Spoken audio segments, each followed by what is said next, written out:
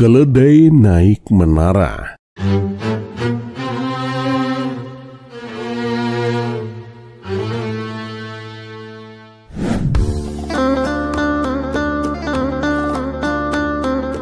Assalamualaikum warahmatullahi wabarakatuh.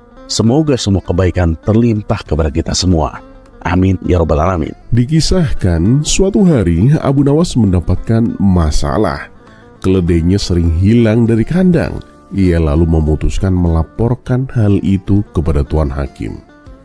"Tuan Hakim," kata Abu Nawas dengan wajah serius, "keledai saya sering hilang dari kandang, Tuan. Aku khawatir kalau ada yang mencurinya." Tuan Hakim yang sedang bosan dan ingin bersenang-senang malah berencana untuk mengerjai Abu Nawas. "Baiklah Abu Nawas," kata Tuan Hakim sambil tersenyum. "Aku akan mengutus 2 prajurit khusus untuk menjaga keledaimu. Tapi ada syaratnya." "Apa itu syaratnya, Tuan Hakim?" tanya Abu Nawas. "Kamu harus menemukan cara agar keledai kesayanganku ini bisa naik ke atas menara," jawab Tuan Hakim. Mendengar itu, Abu Nawas pun terdiam. Ia kecewa dan bergumam dalam hati, "Dasar hakim sialan, ada rakyat yang butuh pertolongan malah dikerjai." Tapi setelah berpikir sebentar, ia pun mengangguk. "Baiklah Tuan Hakim, saya akan melaksanakan perintahmu." Tuan Hakim pun membalas, "Bagus, aku senang mendengarnya." Abu Nawas kemudian menambahkan, "Tapi aku akan melakukannya dengan caraku sendiri, Tuan Hakim." "Terserah kamu Abu Nawas, lakukan dengan cara apapun," jawab Tuan Hakim. Lalu keledai Tuan Hakim pun diantarkan ke hadapan Abu Nawas dan keledai itu dibawa ke menara. Sesampainya di sana, Abu Nawas pun langsung memukuli keledai itu. "Ayo naik, cepat naik," teriak Abu Nawas. Keledai itu tentu saja tidak bergerak sedikit pun. Tuan Hakim yang menyaksikan kejadian itu awalnya tertawa terpingkal-pingkal. "Hei Abu Nawas, apa yang sedang kamu lakukan? Keledai itu tidak akan bisa naik ke menara, Abu Nawas," katanya sambil tertawa. Namun Abu Nawas tak menghiraukan ejekan itu. Ia terus berteriak sambil memukul keledai. Dan lama-kelamaan pukulan yang diberikannya semakin keras hingga keledai itu menderita. "Apa-apaan kamu Abu Nawas? Kamu bisa membunuh keledaiku," bentak Tuan Hakim. "Ya memang itu yang kulakukan," jawab Abu Nawas dengan tenang. "Kalau keledai ini mati, kan arwahnya pasti akan terbang ke atas. Jadi dia bukan hanya sampai ke atas menara, tapi akan sampai ke langit." Tuan Hakim yang khawatir pun segera menghentikan perbuatan Abu Nawas itu. Sudah, cukup Abu Nawas. Hentikan perbuatanmu." Dan mulai malam itu juga Tuan Hakim benar-benar mengirim 2 prajurit untuk menjaga keledai Abu Nawas. Sungguh sial nasib Tuan Hakim. Niatnya ingin mengerjai Abu Nawas, tapi justru dia yang kena apes.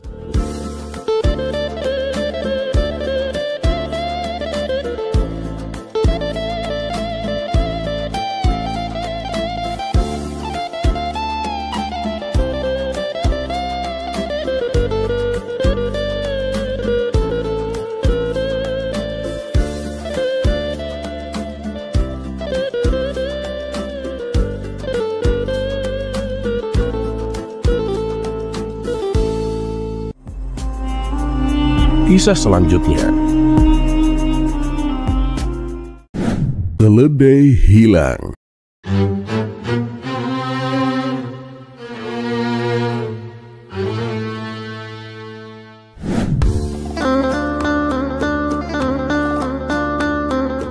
Diceritakan Abu Nawas baru saja membeli seekor keledai.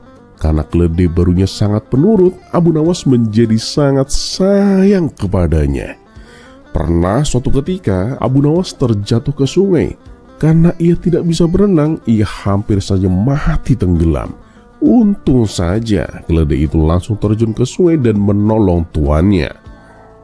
Sejak kejadian itu, Abu Nawas makin sayang pada keledai kesayangannya.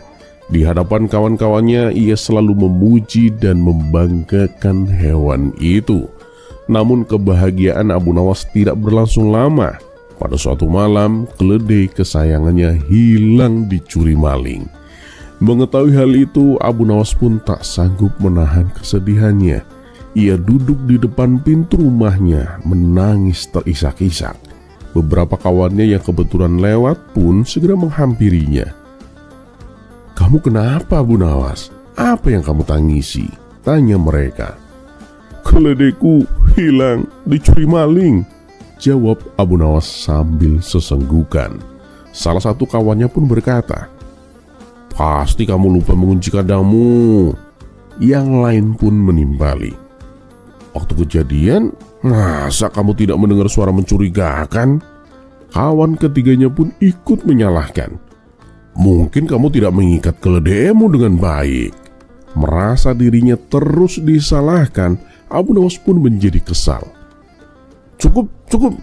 Mengapa kalian semua menuduhku dan menganggap keledai yang hilang itu kesalahanku? Cobalah bersikap adil." Salah seorang dari mereka pun menjawab, "Lalu siapa yang harus disalahkan? Pencurinya? Kamu mau menyalahkan pencuri seperti waktu rumahmu dulu kemalingan? Dengar ya Abu Nawas, pencuri itu tidak akan beraksi kalau keledaimu dijaga dengan baik-baik." Bukan pencurinya," sanggah Abu Nawas. "Lalu siapa?" tanya mereka penasaran. "Ya kalianlah yang harus disalahkan," jawab Abu Nawas dengan tegas. Mendengar itu teman-temannya pun tidak terima. "Kenapa kami? Apa hubungannya dengan kami?" tanya mereka dengan nada tinggi. Abu Nawas pun menjawab dengan tenang. "Gara-gara kalian mengetahui peristiwa ini, mulut kalian itu membuatku semakin menderita. Seandainya kalian tidak tahu, tentu kalian tidak akan menyalahkanku." Hikmah dari kisah ini adalah apabila seorang mengalami musibah seperti kehilangan atau kecurian, sebaiknya jangan ditambah penderitaannya dengan menyalahkan dirinya. Meskipun musibah itu mungkin terjadi karena keteledorannya, empati jauh lebih berharga daripada menyalahkan.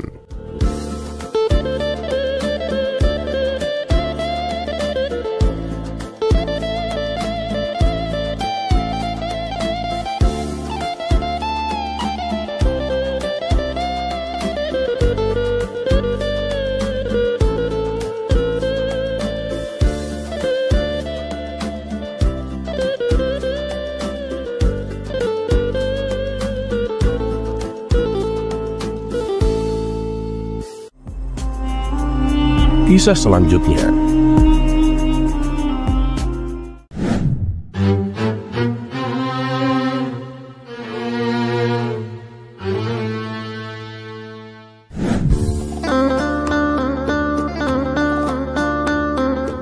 Suatu hari, Baginda Raja Harun ar-Rasyid memutuskan untuk memastikan bahwa perekonomian rakyatnya berjalan lancar menjelang Hari Raya Idul Fitri. Ia pun memerintahkan Menteri Perdagangan, Syekh Ihsanuddin, untuk memantau pasar. Baginda Raja meminta agar sang menteri mengecek dan memastikan agar semua kebutuhan pokok masyarakat tersedia, mulai dari yang terbesar hingga yang terkecil. Satu saja bahan pokok tidak ada di pasar, itu bisa menjadi bahan gorengan politik di pelosok desa. Mereka bisa saja mengatakan bahwa aku tidak layak memimpin Baghdad, tegas Baginda Raja.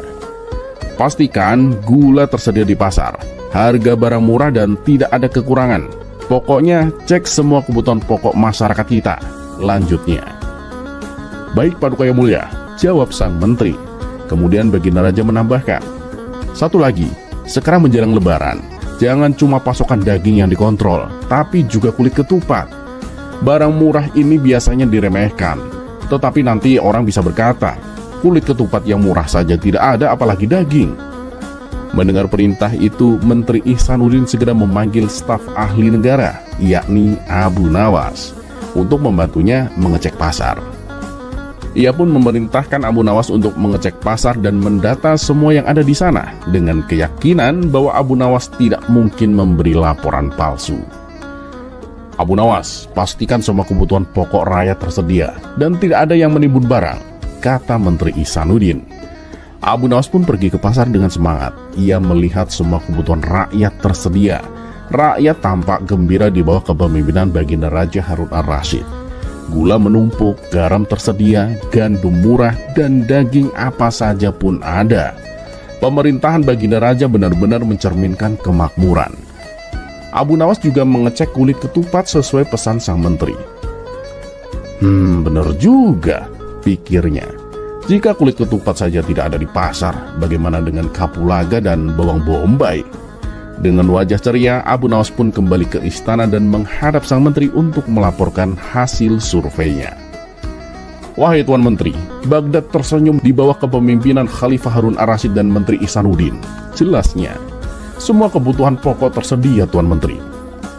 Gula, gandum, gimana? Tanya Ihsanuddin untuk memastikan. Ada, semua ada, Tuan, jawab Abu Nawas. Daging, ayam? Tanya menteri memastikan. Banyak, Tuan, semuanya juga halal, ucap Abu Nawas dengan yakin. Bagaimana dengan kulit ketupat? Ingat, ini musim lebaran, Abu Nawas, kata Tuan Menteri kembali bertanya. Nah, kalau kulit ketupat sudah saya cek semua pasar, Tuan. Kulit ketupatnya kosong, ungkap Abu Nawas. Mendengar jawaban Abu Nawas, Menteri Ihsanuddin kaget luar biasa. Tanpa bertanya lagi, ia segera menuju istana dan menyampaikan laporannya kepada Baginda Raja. Ampun Paduka yang mulia, ada kabar baik dan ada kabar buruk Paduka. Kiranya Paduka mau mendengar yang mana dulu, ucap sang menteri. Apa kabar baiknya? Tanya Baginda Raja. Semua kebutuhan pokok tersedia di pasar Paduka, semuanya aman, jawab sang menteri. Lalu kabar buruknya? Tanya Baginda Raja dengan penuh rasa penasaran. Kabar buruknya hanya kulit ketupat yang tidak ada di pasar Paduka. Entah hilang dari pasaran atau memang ada yang menimbunnya, jelas sang menteri dengan yakin. Mendengar jawaban menterinya, Baginda Raja segera mengerahkan serdadunya untuk menebang pelepah kurma sebanyak mungkin, lalu membuat kulit ketupat beramai-ramai. Ia ingin membanjiri pasar dengan kulit ketupat agar para penimbun kulit ketupat kecewa dan rugi besar. Namun Baginda Raja masih merasa kurang puas dengan kabar kosongnya kulit ketupat dan langsung terjun ke pasar hari itu juga untuk mengecek kebutuhan pokok lainnya. Betapa kagetnya Baginda Raja ketika di pasar ternyata banyak orang yang menjual kulit ketupat. Bagaimana ini, Menteri? Di pasar ternyata banyak kulit ketupat dijual, tanya Baginda Raja dengan keheranan. Menteri Ihsanuddin pun kaget juga. Tapi tadi kata Abu Nawas, di semua pasar kulit ketupat kosong Paduka, tidak ada di pasaran. Jelasnya terbata-bata. Ia lalu berteriak memanggil Abu Nawas. Abu Nawas, tadi kamu bilang kulit ketupat tidak ada, hilang dari pasaran. Bagaimana ini? Kok ternyata banyak? Tanya Tuan Menteri dengan nada emosi. Benar begitu Abu Nawas? Tanya Baginda Raja sambil memandang tajam ke arah Abu Nawas. Pujangga Baghdad ini dengan tenang mengambil beberapa kulit ketupat dari pedagang, lalu menyerahkannya kepada Menteri Ihsanuddin dan Baginda Raja. Silakan, Paduka dan Tuan Menteri pencet kulit ketupat ini. Apa maksudmu Abu Nawas? Tanya Baginda Raja. Apakah semua kulit ketupat itu kosong? Tanya Abu Nawas dengan suara merendah. Ya, benar, semuanya kosong, jawab Baginda Raja dan Tuan Menteri bersamaan. Nah, itulah yang tadi saya sampaikan kepada Tuan Menteri Paduka. Tadi kan saya katakan di semua pasar kulit ketupat kosong. Lalu salah saya di mana? Jelas Abu Nawas dengan tenang. Abu Nawas, Abu Nawas, teriak Tuan Menteri Ihsanuddin dengan marah.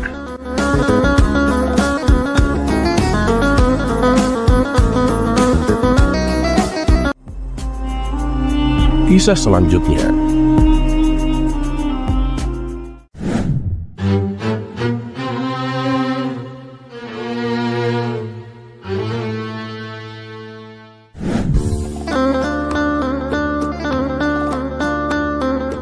Dikisahkan ada seorang murid Abu Nawas yang sangat sulit menangkap pelajaran karena lebih suka bermain-main daripada belajar. Ayahnya yang tidak sabar merasa bahwa Abu Nawas adalah guru yang tidak becus. Dengan penuh keyakinan ia memutuskan untuk memindahkan anaknya ke negeri seberang, berharap anaknya bisa menjadi ulama di bawah bimbingan guru yang lebih kompeten. Setelah menempuh perjalanan jauh, sang ayah menitipkan anaknya kepada seorang ulama terkenal. "Tuan Syekh, saya titip anak saya ya. Tolong ajari dia agar kelak menjadi ulama yang hebat, Tuan," katanya dengan penuh harap. Sang ulama menerima anak itu dengan baik. Namun sayangnya, kebiasaan si anak tak berubah sama sekali. Ia tetap malas dan lebih banyak bermain-main daripada belajar. Beberapa tahun berlalu, sang ayah memanggil anaknya pulang, yakin bahwa anaknya sudah menjadi seorang ulama yang cerdas. Ia ingin membuktikan kepada Abu Nawas bahwa dirinya tidak salah dalam mengambil keputusan. Pada hari Jumat, sang ayah dengan penuh kebanggaan mengundang Abu Nawas ke masjid. "Abu Nawas, anakku kini sudah menjadi ulama. Nanti kamu akan lihat sendiri betapa pintarnya dia dalam berkhutbah." Abu Nawas pun tersenyum tipis dan menjawab dengan nada tenang, "Wah, aku ikut senang, Tuan. Mungkin nanti aku perlu belajar darinya." Ketika waktu khotbah tiba, si anak pun naik ke mimbar. Namun bukannya menyampaikan khotbah yang berisi, ia malah tampak bingung dan ketakutan. Hanya kata Alhamdulillah yang keluar dari mulutnya, diucapkan berulang kali hingga 5 kali. Sebelum akhirnya ia jatuh pingsan di hadapan jemaah. Gelak tawa memenuhi masjid dan sang ayah pun merasa sangat malu. Abu Nawas mendekati sang ayah dengan senyum yang masih tersungging. "Woi sahabatku," katanya sambil menepuk bahu sang ayah.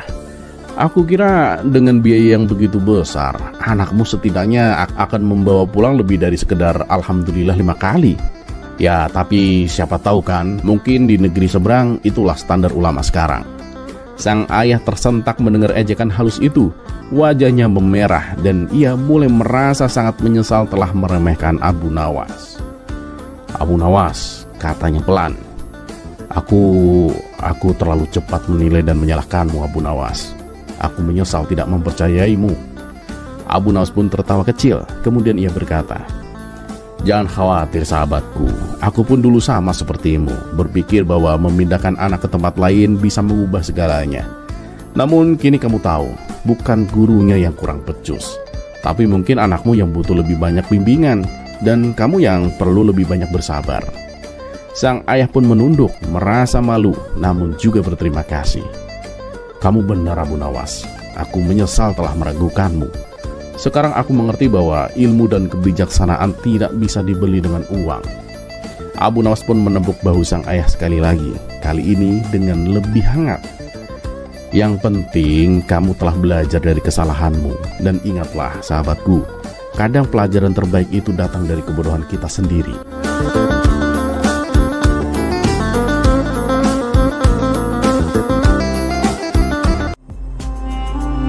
Kisah selanjutnya.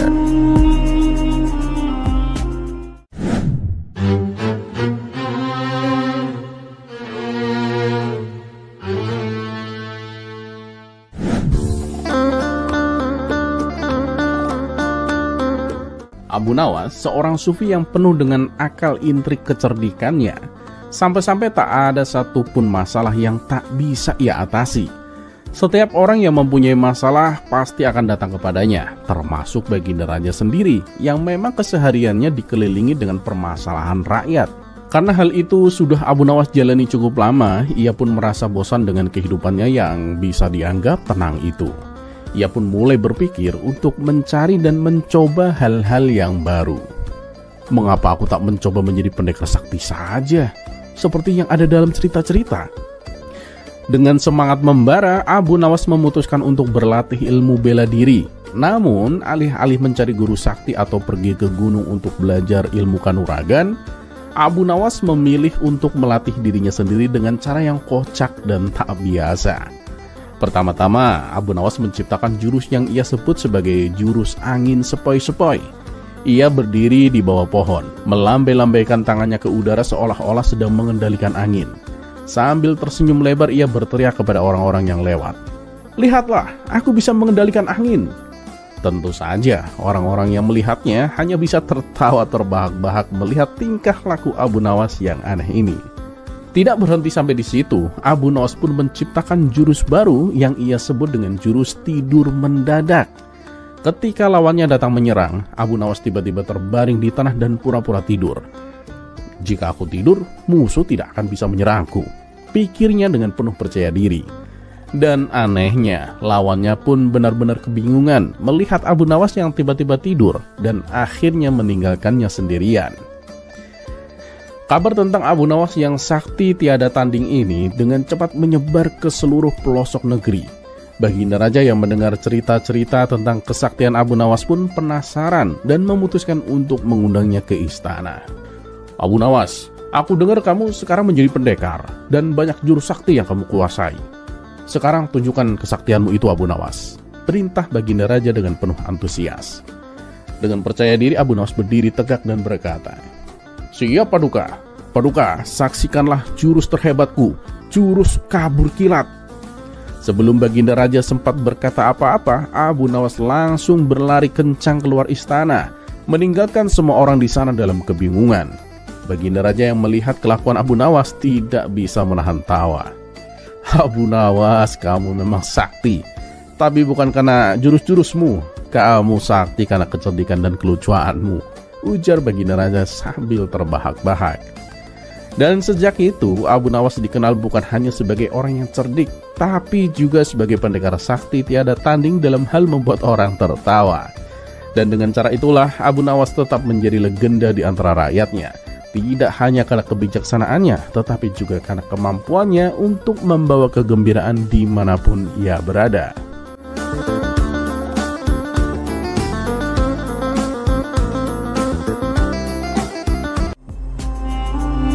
Kisah selanjutnya.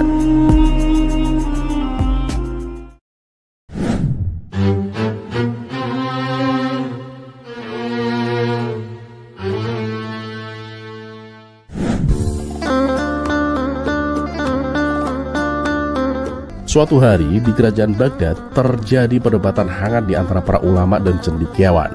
Perdebatan tersebut menyangkut satu hal yang menjadi perhatian banyak orang, yaitu bolehkah seorang muslim mengucapkan selamat Natal kepada non-muslim. Para ulama terbagi menjadi dua kubu. Kubu pertama berpendapatan bahwa hal itu tidak diperbolehkan karena dikhawatirkan bisa menodai keimanan seseorang. Sedangkan kubu kedua lebih moderat, mengatakan bahwa ucapan selamat hanya bentuk sopan santun dan tidak ada hubungannya dengan keyakinan. Ketika perdebatan semakin panas, Baginda Raja Harun Ar-Rasyid yang kebetulan sedang berkunjung merasa pusing dan memutuskan untuk memanggil Abu Nawas. Hanya Abu Nawas ini yang bisa menenangkan suasana kacau begini, pikir Baginda Raja. Abu Nawas pun segera dipanggil ke istana, dan sesampainya di sana, Baginda Raja Harun Ar-Rasyid menceritakan tentang perdebatan yang tengah terjadi. "Abu Nawas, apa pendapatmu mengenai masalah ini? Bolehkah seorang muslim mengucapkan selamat Natal kepada non-muslim?" tanya Baginda Raja. Abu Nawas pun tersenyum dan memandang para ulama yang tampak tegang menunggu jawabannya.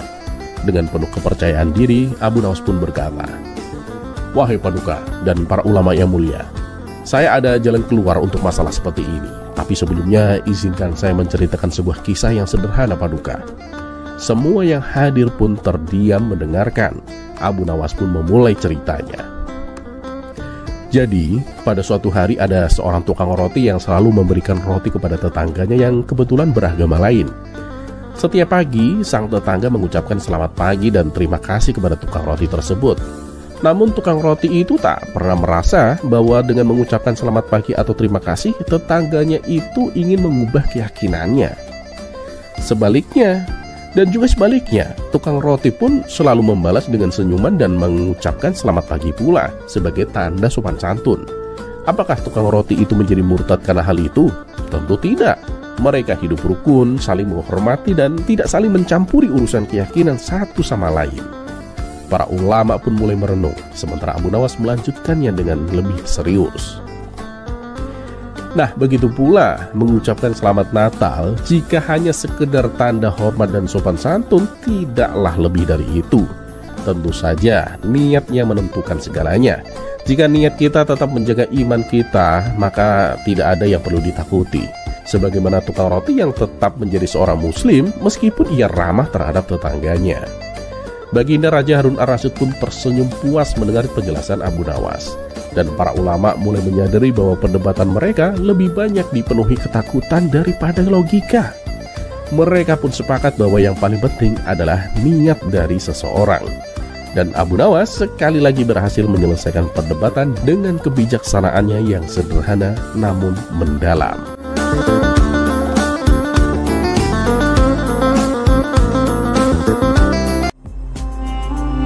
Kisah selanjutnya.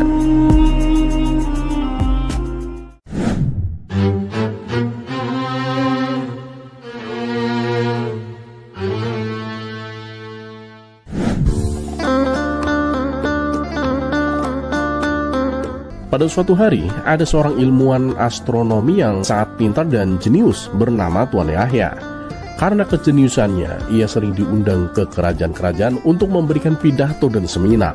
Namun yang aneh dengan Tuan Yahya, setiap bulannya asisten yang mendampinginya selalu berganti-ganti. Hingga pada suatu ketika, Tuan Yahya diundang ke istana Baginda Raja Harun Ar-Rasyid. Namun kali ini, ia datang tanpa didampingi asisten. Melihat hal itu, tentu Baginda Raja penasaran dan bertanya, "Di mana asistenmu, Tuan Yahya? Tak biasanya kamu datang sendirian begini." Tuan Yahya pun menjawab, "Ya mau gimana lagi Paduka Yang Mulia, asistenku itu membosankan. Tak ada yang bisa menghiburku." Baginda Raja pun tersenyum dan kemudian berkata, "Oh jadi itu masalahnya. Jangan khawatir Tuan Yahya. Di negeriku ada seseorang yang sangat pandai menghibur. Mungkin kamu bisa menjadikannya sebagai asisten." "Benarkah Yang Mulia? Berapapun bayarannya, itu tidak masalah bagiku. Yang penting dia bisa menghiburku Paduka," jawab Tuan Yahya penuh antusias. Baginda Raja pun memerintahkan pengawal untuk memanggil Abu Nawas. Setelah keduanya bertemu, Tuan Yahya menawarkan pekerjaan kepada Abu Nawas. "Bagaimana Abu Nawas? Apakah kamu bersedia menjadi asistenku?" tanya Tuan Yahya. Karena diiming-imingi bayaran yang besar, Abu Nawas pun dengan senang hati menerima tawaran tersebut. "Baiklah Tuan, mulai besok aku akan ikut bersamamu," jawab Abu Nawas. Esok harinya keduanya pun berangkat menuju negeri seberang untuk menghadiri seminar. Sepanjang perjalanan, Abu Nawas terus menghibur Tuan Yahya dengan cerita-cerita lucu, membuatnya tertawa sepanjang jalan. "Tidak percuma aku membayarmu Abu Nawas. Bagaimana kalau kamu bekerja untukku selamanya?" tanya Tuan Yahya. Abu Nawas pun tersenyum dan kemudian menjawab, "Tentu aku bersedia Tuan." Hubungan keduanya pun semakin akrab, hingga pada suatu hari Tuan Yahya berkeluh kesah kepada Abu Nawas.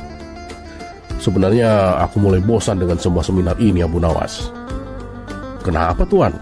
Bukankah pekerjaanmu mudah dan bayarannya juga besar?" tanya Abu Nawas. "Iya memang benar begitu, tapi aku selalu mengulang pidato yang sama di setiap seminar. Itu membosankan Abu Nawas," jawab Tuan Yahya. Abu Nawas pun tertawa kecil dan berkata, "Benar juga Tuan. Aku pun sudah hafal pidato yang kau sampaikan. Bagaimana kalau besok di seminar aku saja yang menggantikanmu Tuan? Toh mereka juga belum pernah melihat wajahmu, jadi mereka tak akan tahu." Tuan Yahya pun tertarik dengan ide itu. "Wah, ide bagus itu. Tapi kamu harus mengenakan jubahku agar lebih meyakinkan Abu Nawas," balas Tuan Yahya. Keduanya pun bertukar pakaian. Ketika tiba di tempat seminar, Abu Nawas tampil dengan penuh wibawa dan mulai memberikan pidato tentang astronomi, seolah-olah dia adalah Tuan Yahya. Para hadirin sangat terkesan dengan penjelasannya dan bertepuk tangan dengan kagum. Namun tiba-tiba Tuan Yahya yang duduk di antara tamu undangan merasa iseng. Ia membisikkan sebuah pertanyaan yang sangat sulit kepada seseorang di sebelahnya, memintanya untuk menanyakan hal itu kepada Abu Nawas. Orang itu pun berdiri dan melontarkan pertanyaan yang belum pernah didengar oleh Abu Nawas. Abu Nawas pun sempat gelagapan, tetapi dengan cepat ia menemukan akal. Dengan tenang ia berkata, "Tuan, pertanyaan Anda itu sangat mudah. Bahkan asistenku pun tahu jawabannya. Jadi biar asistenku saja yang menerangkan." Abu Nawas pun kemudian turun dari panggung dan menyuruh Tuan Yahya yang menyamar sebagai asistennya untuk menjawab pertanyaan itu. Dengan terpaksa, Tuan Yahya harus menjawab pertanyaan sulit yang ia buat sendiri. Setelah Tuan Yahya berhasil menjawab, para tamu undangan pun semakin kagum. "Luar biasa, Jika asistennya saja secerdas itu, apalagi tuannya, ucap mereka penuh kekaguman. Begitu seminar selesai, Tuan Yahya tak bisa menahan tawa. Dasar kamu otak kancil, Abu Nawas. Di situasi yang sulit sekalipun kamu tetap bisa mengatasinya dengan cerdik, ujar Tuan Yahya sambil terus tertawa.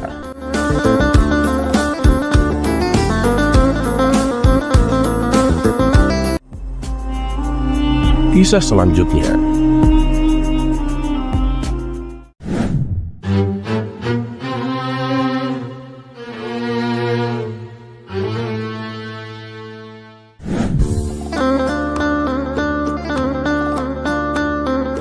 Suatu hari, Baginda Raja ingin kembali mengerjai Abu Nawas.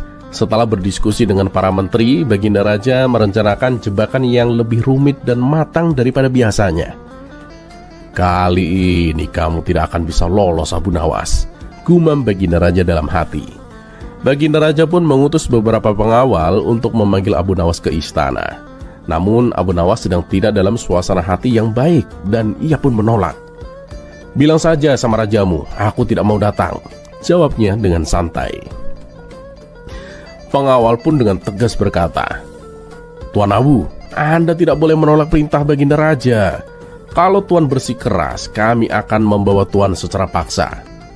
Akhirnya dengan berat hati, Abu Nawas pun setuju dan berangkat ke istana. Setibanya di sana, ia disambut oleh Baginda Raja dengan senyum penuh maksud tersembunyi. Abu Nawas, kemarilah, duduklah bersama kami, kata Baginda Raja. Terima kasih Paduka yang mulia. Apa yang ingin Paduka sampaikan? Tanya Abu Nawas. Baginda Raja pun kemudian menunjukkan sebuah seruling yang indah. Abu Nawas, aku mendapat hadiah seruling ini dari sahabatku di negeri seberang. Aku ingin kamu memainkannya, Abu Nawas. Abu Nawas pun tahu bahwa ini adalah jebakan. Paduka, bukankah Paduka tahu kalau saya tidak bisa bermain musik? Katanya. Baginda Raja pun tersenyum. Kamu tidak perlu memainkannya sekarang, Abu Nawas. Bawalah pulang seruling ini untuk belajar. Nah, besok kembalilah ke sini dan tunjukkan kepadaku keahlianmu. Abu Nawas tahu bahwa ini bukan tugas biasa, tetapi justru ia memanfaatkan kesempatan ini. Paduka yang mulia, kalau saya berhasil, apa hadiahnya? Baginda Raja pun menjawab, ya, jika kamu berhasil, kamu akan mendapatkan hadiah 100 dinar, Abu Nawas.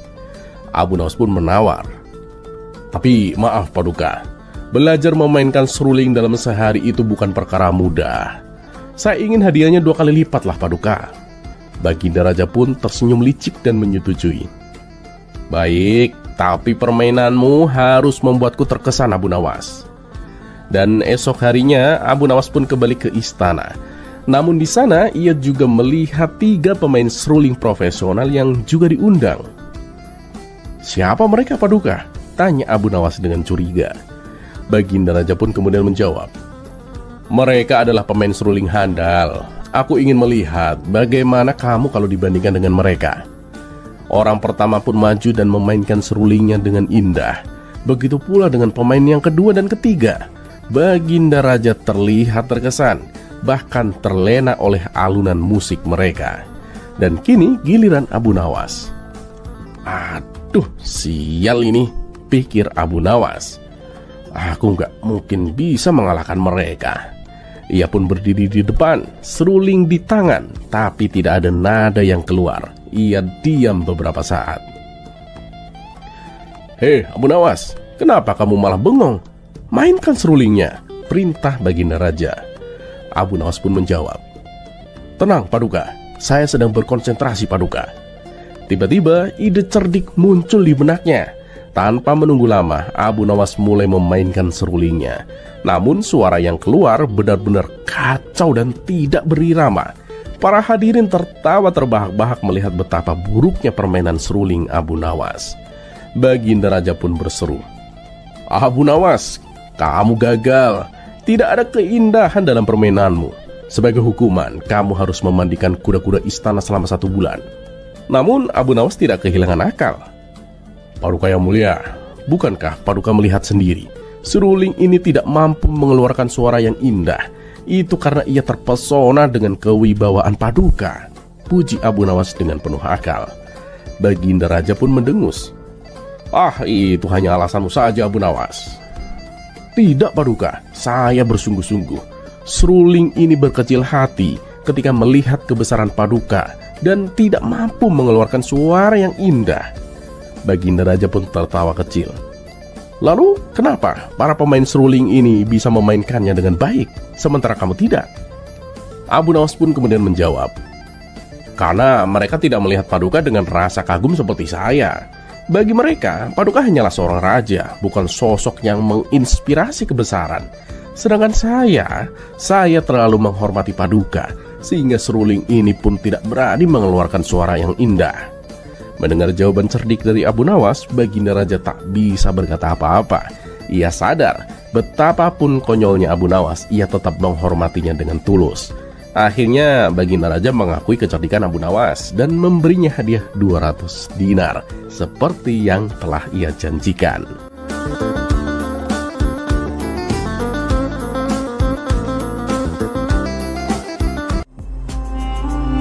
Kisah selanjutnya.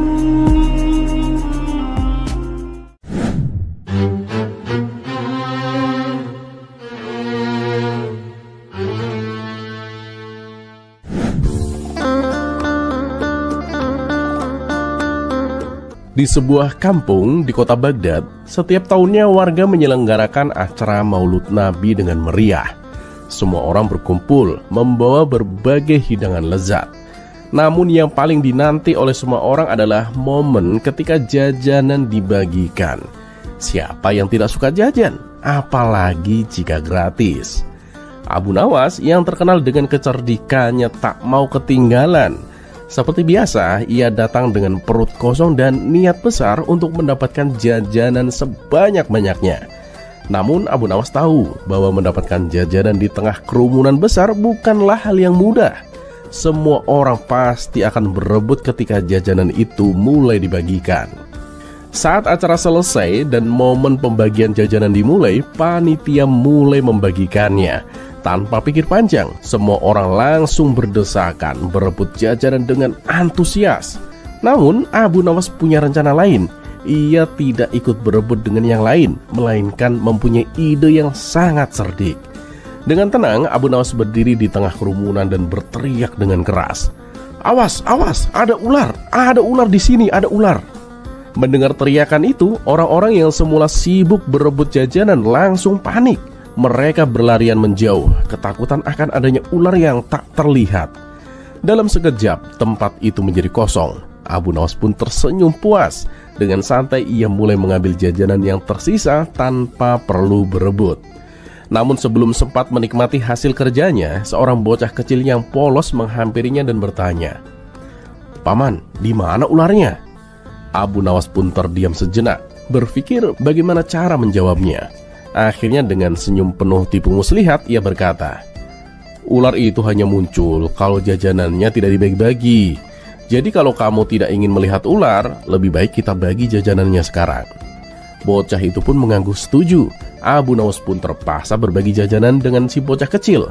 Meskipun tak jadi membawa pulang jajanan sebanyak yang ia rencanakan, Abu Nawas tetap senang. Ia berhasil mendapatkan bagian tanpa perlu berdesakan. Sejak saat itu, setiap kali ada acara Maulid Nabi, orang-orang selalu berhati-hati jika Abu Nawas mulai berteriak hal-hal yang aneh. Mereka tahu di balik teriakan itu pasti ada akal-akalan dari Abu Nawas.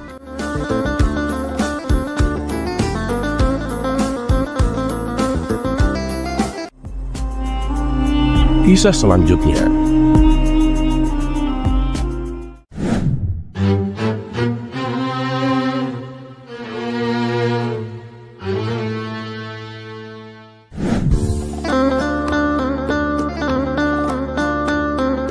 Suatu hari, Abu Nawas melihat pohon mangga tetangganya yang penuh dengan buah yang ranum.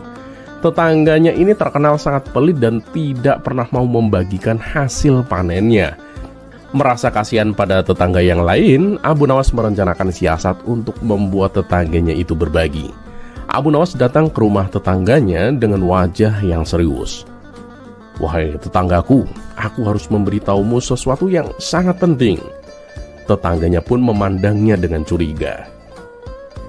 Abu Nawas, aku tahu kau penuh akal, tapi aku tidak akan tertipu begitu saja. Apa yang kau inginkan kali ini, Abu Nawas? Dengan tenang, Abu Nawas menjawab, ya, aku memang tidak memintamu untuk percaya begitu saja. Tapi gimana ya? Semalam aku bermimpi bahwa pohon manggamu berbicara kepadaku. Ia mengatakan jika buahnya tidak segera dinikmati oleh banyak orang, dalam 7 hari ia akan merana dan kemudian mati. Tetangganya pun tertawa keras. Kamu pikir aku percaya dengan mimpimu itu? Pohon kok bisa bicara? Omong kosong kamu, Abu Nawas. Abu Nawas pun tersenyum tipis. Ya, kalau kau tidak percaya ya silahkan.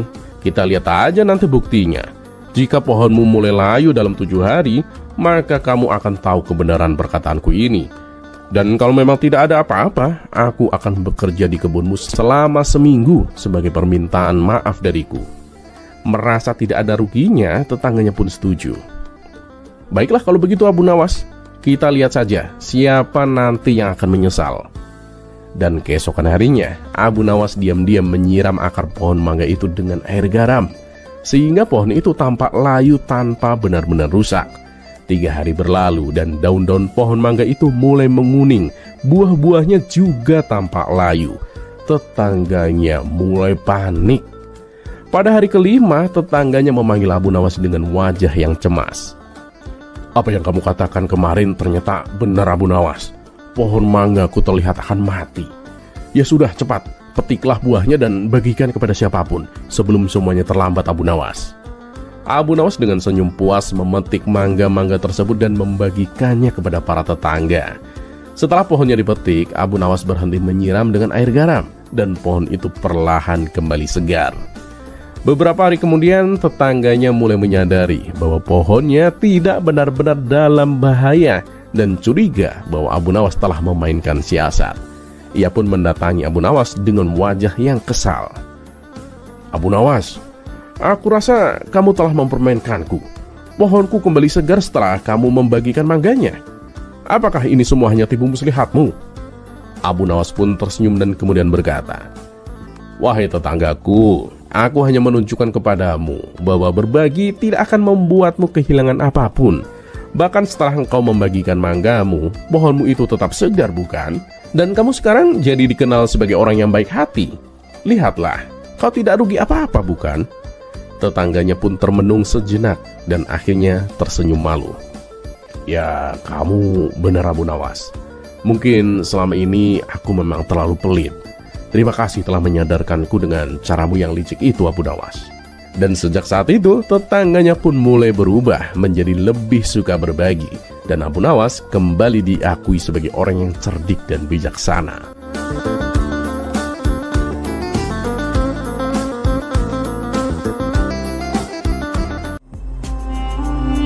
Kisah selanjutnya.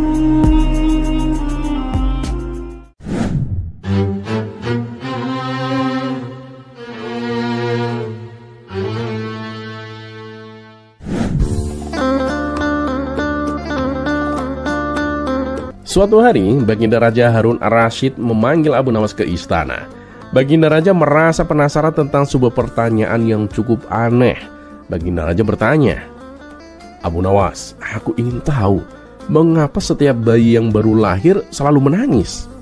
Abu Nawas pun tersenyum. Ia tahu bahwa pertanyaan ini lebih untuk menjebaknya. Namun seperti biasa, ia tak pernah kehabisan akal. Paduka yang mulia, kata Abu Nawas sambil membungkuk hormat. Kalau menurut pendapat hamba si bayi menangis itu karena ia sangat menyesal, Paduka. Baginda Raja pun mengerutkan keningnya. Menyesal? Bagaimana bisa? Bayi kan belum tahu apa-apa, Abu Nawas. Abu Nawas pun mengangguk dengan penuh keyakinan. Ya, tentu saja, Paduka. Begitu ia lahir, bayi melihat dunia yang penuh dengan masalah. Orang-orang saling bermusuhan, kerja keras yang tidak ada habisnya, pajak yang tinggi. Bahkan mungkin ia menyesal keluar dari tempat yang nyaman di perut ibunya, yang di sana ia tidak perlu melakukan apa-apa dan semua kebutuhannya terpenuhi. Baginda Raja tertawa mendengar jawaban itu. Namun ia tetap tidak puas dan ingin mendengar alasan yang lain. Baiklah Abu Nawas, itu bisa diterima. Tapi aku yakin ada alasan lain. Coba jelaskan lagi. Paduka yang mulia, kata Abu Nawas. Alasan lain mungkin karena bayi menyadari bahwa hidup di dunia ini tidaklah gratis. Dia tahu bahwa sejak lahir dia akan banyak menghabiskan uang orang tuanya untuk popok, makan, susu, dan sebagainya.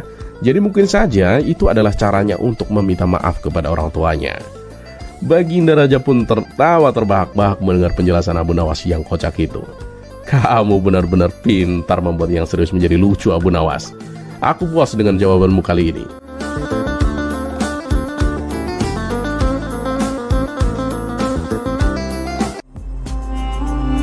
Kisah selanjutnya.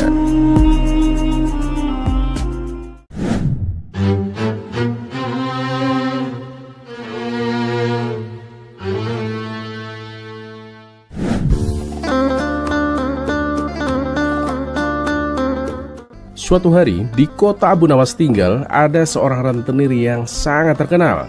Dia suka memberikan pinjaman dengan bunga yang sangat tinggi dan sering memeras rakyat kecil yang kesulitan. Orang-orang di kota tersebut sangat takut dan benci kepadanya, tapi mereka tak berani melawan karena rentenir ini punya banyak pengaruh. Mendengar keluhan dari banyak orang, Abu Nawas memutuskan untuk bertindak. Namun seperti biasa, dia tidak akan berhadapan langsung dengan rentenir itu. Dia lebih suka menggunakan cara cerdik dan humor untuk mengajarkan pelajaran penting. Suatu pagi, Abu Nawas berjalan melewati rumah rentenir dengan membawa sekeranjang besar uang koin. Ia sengaja berjalan mondar-mandir di depan rumah rentenir sambil menghitung uangnya dengan suara keras agar si rentenir memperhatikannya.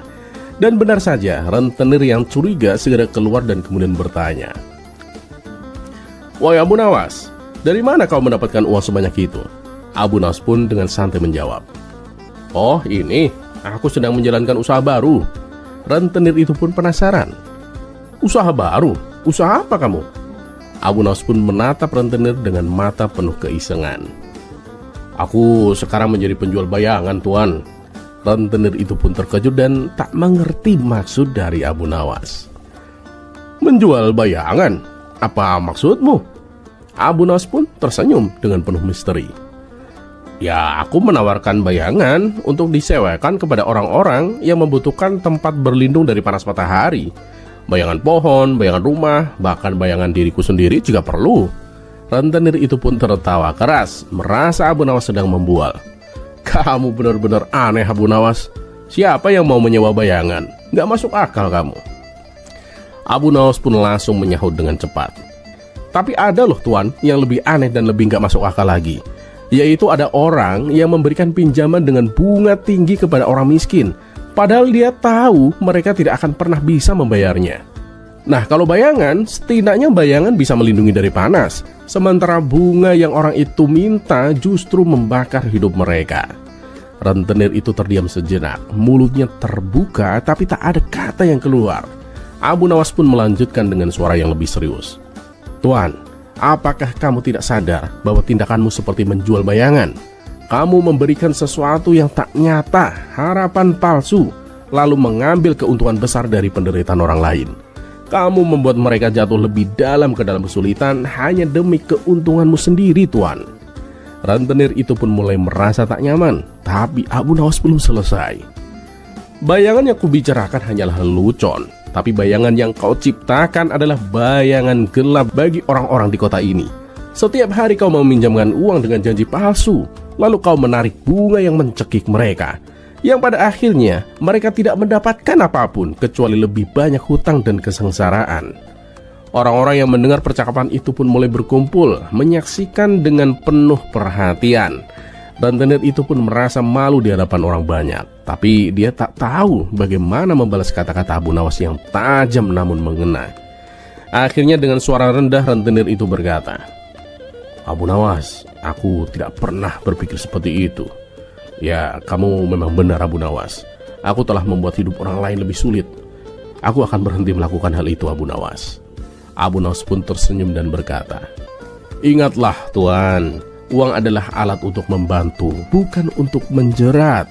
Jika kamu ingin menjadi orang yang benar-benar kaya, berbagilah dengan kebaikan, bukan dengan mengambil dari kesusahan orang lain, tuan. Rentenir itu pun pergi dengan kepala tertunduk, sementara orang-orang bersorak memuji kebijaksanaan Abu Nawas. Dan sejak hari itu, si rentenir berhenti memeras orang dengan bunga yang tinggi, dan Abu Nawas kembali menjadi pahlawan kota, tidak dengan kekuatan, tapi dengan kecerdikan dan kebijaksanaan.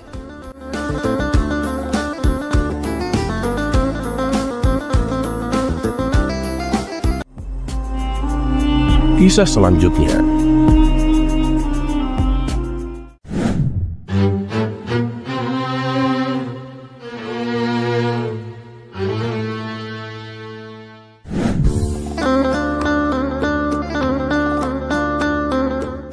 Pada suatu hari di pasar, Abu Nawas sedang berjalan santai ketika seorang sufi terkenal yang gemar berdebat dan menguji orang lain menghampirinya. Sang sufi itu yang dikenal sering menantang dengan pertanyaan-pertanyaan filosofis berkata, "Hei Abu Nawas, jika engkau memang orang yang cerdas, coba jawab pertanyaanku ini. Apakah benar Tuhan itu ada? Dan bagaimana kamu bisa membuktikan bahwa dia benar-benar ada?" Abu Nawas pun tersenyum santai karena dia tahu bahwa sang sufi itu hanya ingin mempermainkannya dengan pertanyaan-pertanyaan seperti itu. "Ah, gampang sekali pertanyaanmu itu," ujar Abu Nawas. "Tapi sebelum aku menjawabnya, aku punya satu permintaan untukmu. Gimana?" Sang sufi itu pun bertanya. "Permintaan apa, Abu Nawas?" "Tolong pinjamkan aku sedikit saja otakmu," jawab Abu Nawas dengan nada serius. Sang sufi pun terkejut dan bingung. "Apa maksudmu, Abu Nawas? Pinjam otak? Bagaimana mungkin aku bisa meminjamkan otakku?" Abu Nawas pun mengangkat alisnya dan dengan senyum licik ia berkata, "Nah, ya itu. Bagaimana mungkin engkau meminta aku membuktikan keberadaan Tuhan, sementara engkau bahkan tak bisa meminjamkan otakmu sendiri? Jika hal sederhana seperti itu saja tidak bisa kamu lakukan, mengapa kamu meragukan sesuatu yang jauh lebih besar seperti keberadaan Tuhan?" Sang sufi pun terdiam, tak bisa menjawab. Abu Nawas pun melanjutkan, "Lihatlah langit yang luas, bintang-bintang yang tak terhitung jumlahnya, dan bumi yang kita injak sekarang ini.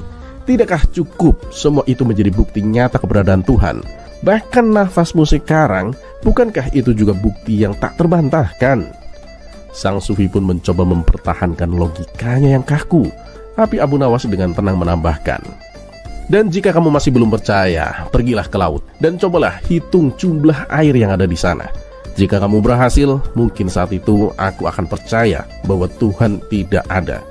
Kebingungan dan kelelahan karena perdebatan yang tak bisa dimenangkan, sang sufi pun akhirnya mengangguk dan berkata, "Baiklah, engkau memang terlalu cerdik untuk dijebak dengan logika, Abu Nawas." Abu Nawas pun tertawa kecil, melambaikan tangan dan kembali melanjutkan perjalanannya dengan santai.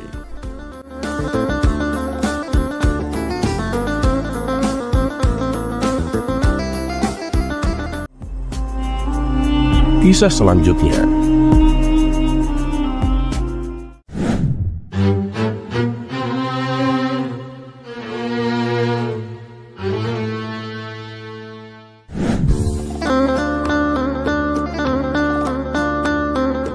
Di suatu pagi yang cerah, Baginda Raja tampak termenung, memikirkan sesuatu yang mengganjal di hatinya. Penasihat istana yang melihat raut murung rajanya itu menghampiri dan kemudian bertanya, "Paduka yang mulia, apa yang sedang Paduka pikirkan? Kenapa Paduka terlihat murung begitu?" Baginda Raja kemudian menghela nafas, lalu ia berkata, "Aku sedang memikirkan keadilan Allah." Penasihat istana itu pun terkejut mendengar pernyataan Baginda Raja.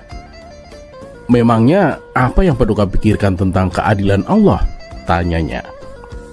"Ya, aku gak habis pikir kenapa Allah menciptakan neraka," jawab Baginda Raja. "Loh, kenapa bingung Paduka?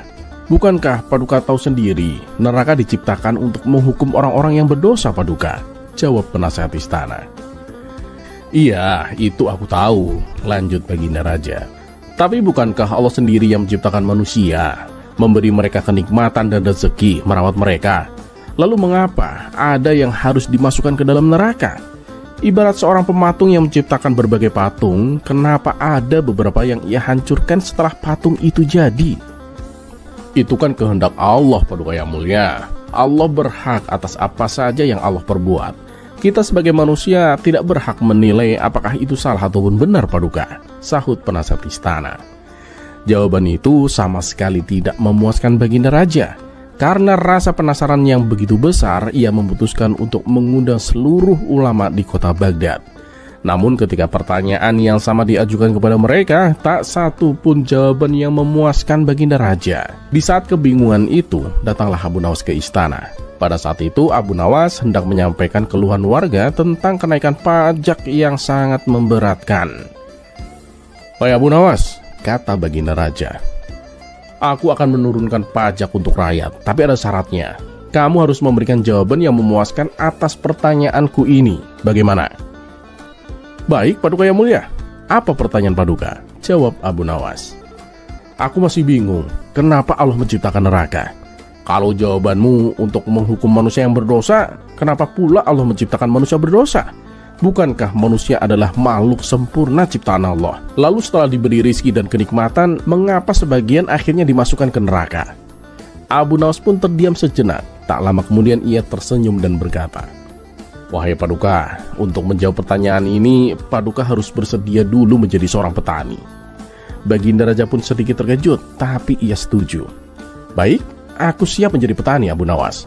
Asalkan jawabanmu memuaskanku. Tapi ingat, kalau kamu hanya ingin mengerjaiku, aku tak segan-segan menjatuhkan hukuman mati kepadamu, Abu Nawas," ancam Baginda Raja. "Jangan khawatir, Paduka yang mulia. Mana berani hamba berbuat demikian," jawab Abu Nawas. Maka Baginda Raja pun memulai bercocok tanam. Setiap hari ia merawat dan menyirami tanamannya agar cepat tumbuh besar. Setelah beberapa waktu, tibalah saatnya untuk memanen. "Apa yang harus kulakukan selanjutnya, Abu Nawas? Tanaman-tanamanku sudah waktunya dipanen," tanya Baginda Raja. "Silahkan Paduka, panenlah dan kumpulkan hasilnya di gudang," jawab Abu Nawas. Setelah Baginda Raja memanen hasil tanamannya dan mengumpulkannya, ia kembali bertanya, "Lalu apa lagi yang harus aku lakukan, Abu Nawas?" Abu Nawas pun balik bertanya, "Apakah Paduka yakin bahwa semua tanaman yang dikelola Paduka dipanen semuanya?" "Ya, tidak semuanya, Abu Nawas. Hanya hasil panen yang bagus saja yang aku kumpulkan. Kalau yang jelek ya aku tinggalkan," jawab Baginda Raja. Nah, begitu pula dengan Allah, Paduka. Allah hanya mengumpulkan manusia-manusia yang baik. Yang tidak baik Allah buang ke dalam neraka, karena neraka diciptakan untuk manusia yang tidak ada kebaikannya. Memang pada awalnya Allah menciptakan manusia dengan sempurna, memberikan rizki. Namun ada yang memilih berbuat jahat, maka Allah tempatkan mereka di neraka. Sebagaimana Paduka hanya mengambil hasil panen yang bagus dan membuang yang jelek, jelas Abu Nawas. Baginda Raja pun tersenyum puas mendengar penjelasan Abu Nawas. Aku mengerti sekarang, Abu Nawas," katanya. Abu Nawas yang melihat kesempatan untuk menyampaikan keluhan rakyat, ia pun bertanya, "Wahai Paduka, selama Paduka bercocok tanam, apakah Paduka merasakan lelah?" "Ya tentulah, Abu Nawas. Hampir seluruh tubuhku pegal. Dan setiap hari aku bersusah payah merawat tanaman-tanamanku," jawab Baginda Raja. "Nah, begitulah yang dirasakan oleh rakyat, Paduka. Tetapi Paduka dengan tega menaikkan beban pajak mereka," kata Abu Nawas dengan nada yang bijaksana.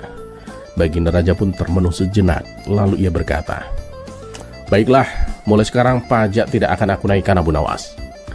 Abu Nawas pun tersenyum lega. Dua permasalahan berhasil ia selesaikan hanya dengan satu jawaban cerdiknya.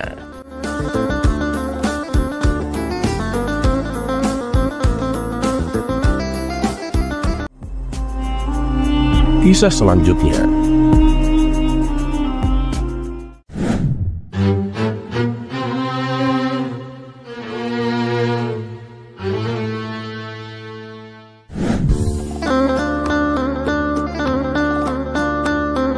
Suatu hari, ketika Abu Nawas sedang bersantai di warung kopi favoritnya, ia menikmati segelas teh sambil mendengar cerita-cerita dari orang-orang di sekitarnya. Tiba-tiba, seorang ulama terkenal dari negeri tetangga datang menghampirinya dan duduk di sebelahnya. Ulama itu berkata dengan nada menantang, "Abu Nawas, aku dengar kamu orang yang pandai. Bagaimana jika kita berdebat soal agama, terutama tentang kitab Injil? Abu Nawas pun tersenyum, sedikit terkejut. Namun ia tak pernah menolak tantangan, apalagi yang bisa menghibur. "Oh siap," jawab Abu Nawas. "Tapi bisakah kita melakukannya dengan cara yang santai dan tidak terlalu serius?" Ulama itu pun setuju dengan syarat tersebut. "Baik Abu Nawas," kata ulama itu. "Pertanyaanku sederhana. Apakah kamu tahu apa yang tertulis dalam kitab Injil?" Abu Nawas pun mengusap janggutnya dan berpikir sejenak. "Ya, aku tahu ada banyak hal yang tertulis di dalamnya," jawab Abu Nawas. "Tapi menurutku yang paling penting adalah pesan-pesan tentang kisah dan perdamaian." Ulama itu pun tersenyum sinis. "Abu Nawas, licik kamu. Itu sih jawaban umum. Aku ingin tahu sesuatu yang lebih mendalam. Bisakah kau sebutkan satu ayat saja dari kitab Injil?" Abu Nawas juga tersenyum santai. "Baiklah," katanya. "Tapi kita harus adil dong. Sebelum aku menjawab pertanyaanmu, biarkan aku bertanya satu hal kepadamu." Ulama itu pun merasa percaya diri menyetujui tantangan balik tersebut. "Oh silakan Abu Nawas." Dengan tenang Abu Nawas berkata, "Kamu tentu tahu bahwa kitab Injil ditulis dalam bahasa Ibrani, Yunani, dan sebagian bahasa Arab. Jadi tolong sebutkan satu ayat dari kitab Injil dalam bahasa aslinya." Ulama itu terdiam sejenak, kaget dengan pertanyaan Abu Nawas. Ia mencoba berpikir, namun akhirnya mengakui, "Ya tentu aku tidak bisa lah, karena aku tidak fasih dalam bahasa-bahasa itu." Abu Nawas pun tertawa kecil. "Nah, kamu bertanya kepadaku soal kitab Injil, tapi kamu sendiri tidak bisa menyebutkan satu ayat pun dalam bahasa aslinya. Jadi bagaimana kita bisa berdebat soal sesuatu yang tidak kita pahami sepenuhnya?" Ulama itu pun terperangah, sementara orang-orang di warung mulai tertawa mendengar kecerdikan Abu Nawas. Menyadari kekalahannya, ulama itu pun tersenyum kecut dan berkata, "Baiklah Abu Nawas, kamu menang kali ini." Abu Nawas pun mengangkat gelas tehnya dan kemudian berkata, "Tidak ada pemenang ataupun pecundang di sini, saudaraku. Yang penting kita semua belajar sesuatu dan tetap saling menghormati." Perkataan Abu Nawas itu membuat suasana kembali tenang, dan semua orang merasa bahwa pelajaran hari itu bukan hanya soal siapa yang menang dalam debat, melainkan tentang pentingnya pemahaman dan rasa hormat satu sama lain.